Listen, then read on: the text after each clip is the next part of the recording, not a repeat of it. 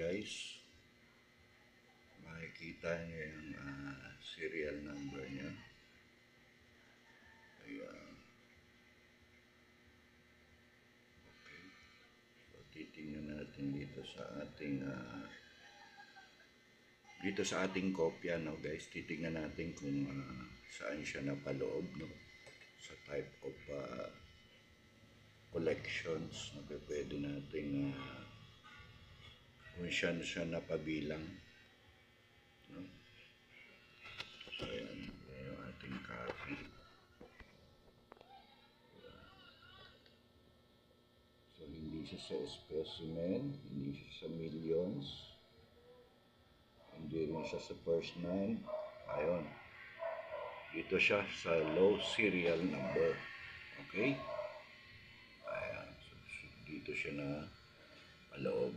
Okay guys, so yun lang.